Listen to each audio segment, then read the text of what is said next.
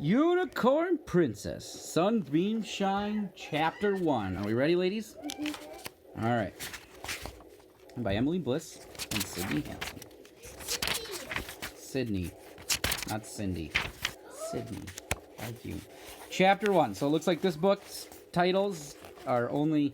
Chapters are just numbers, okay? Oh, stop it. There'll be one that's named Macy, too, when we read it. Here we go. Are we ready or not? Chapter 1. In the top of the spiral palace, a green wizard lizard waved his wand at an orange ear of corn. He took a deep breath and then he chanted, Alakazam, Alakazoop, unicorn, unicorn, Alakaboop.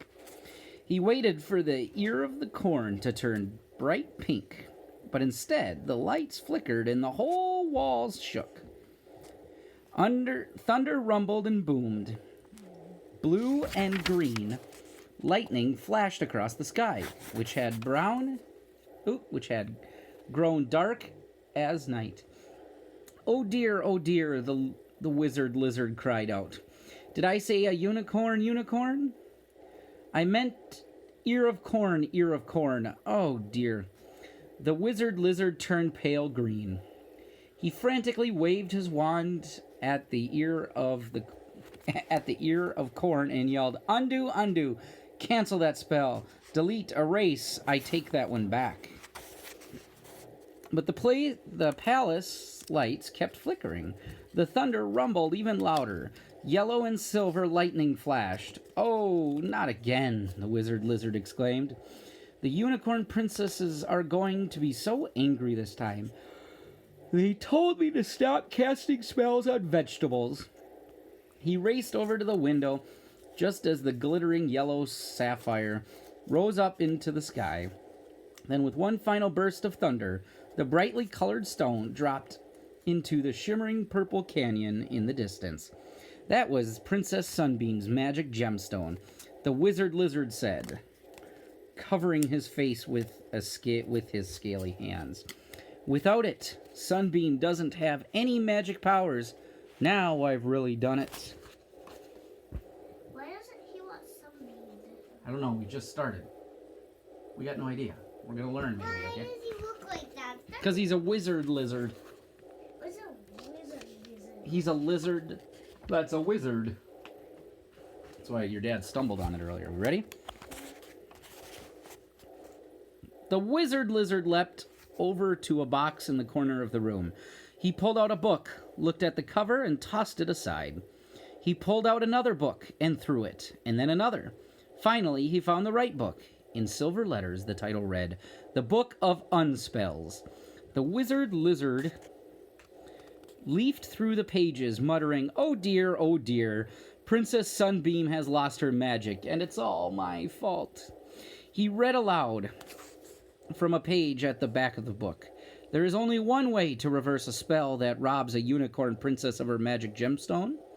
A human girl who believes in unicorns must travel to the Rainbow Realm, find the lost gemstone, and return it to the princess. Only then will the princess regain her magic powers. Note, only human girls who believe in unicorns are able to see them.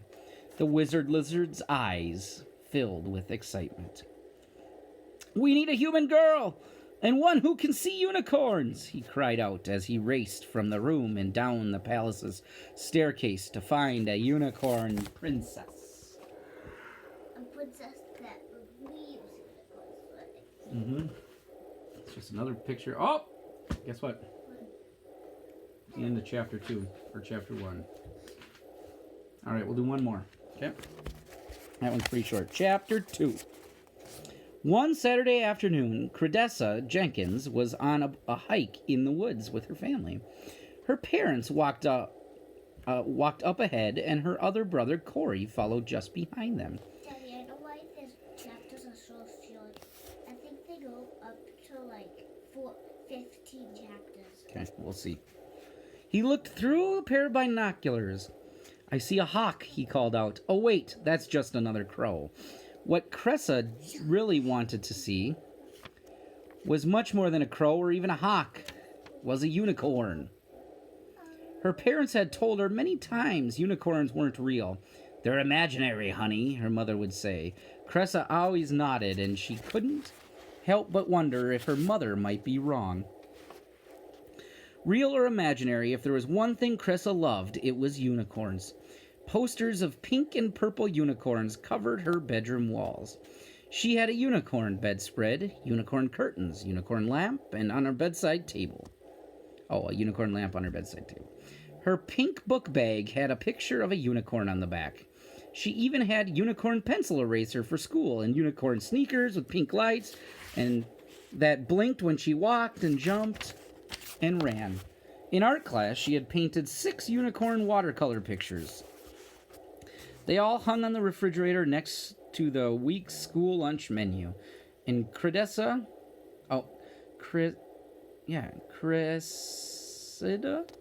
and Corey's soccer games schedules.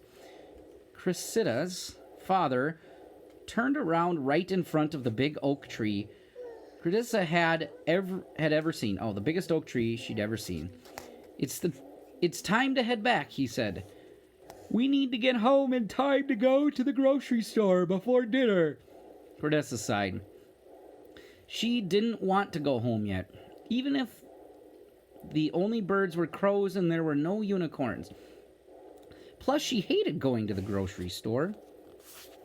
No matter what Cressida said and did, her parents wouldn't buy Frosted Marshmallow Unicorn O's cereal. The box was pink and shiny with a picture of a gigantic purple unicorn leaping from the cereal bowl. "It's too sugary," her father always said as he pushed the cart right past the unicorn O's. Then he usually pulled a boring brown box of whole wheat squares off the shelf. As Cressida, I gotta figure out what her name is. We're gonna have to ask me on. Turned to follow her parents and Corey back to their house, she looked down at her sneakers and jumped. The blinking pink lights always cheered her up. Just then, she glimpsed something shimmering in a pile of leaves near a gigantic oak tree. She stepped to the side of the path and reached down and picked it up. It's a long, old-fashioned key, but it was the strangest part about it was the handle. A sparkling pink crystal ball. Here, you can see the picture now, because it's got the key. Daddy, that's the key I have. Oh, it is probably. Let's see what it says. "Honey!" Cressida's mother called out. "Did you find something?" "Just an old key," she said, and she slipped it into her pocket. That evening, as she got ready for bed, she pulled her favorite green unicorn pajamas from the dresser drawer. As she started to take off her jeans, she felt something heavy and pointy. She stuck her hand into her pocket and wrapped her fingers around the key. She had forgotten all about it. As Cressida cupped the key in her hands, she noticed the crystal ball in the handle was now glowing emerald green. She had imagined that the ball was pink in the afternoon. "Huh?" she said as she put the key in on her dresser next to the unicorn statue she had made from pipe cleaners and a milk carton. When Chris's mom came to tuck her in, she saw the key. "What a strange key," her mother said. "It's beautiful." "When I found it, the handle was pink," Cressida said. "That's odd," her mother said. Cressida could tell from her mother's voice she didn't believe her. It was the same tone she used when she told Cressida that unicorns are imaginary and probably just the sunset reflecting... Oh, we're just imaginary. It was probably just the sunset reflecting on the glass. Cressida said. But the more she thought about it, the surer she felt that handle was pink. Guess what it is now? Chapter 3.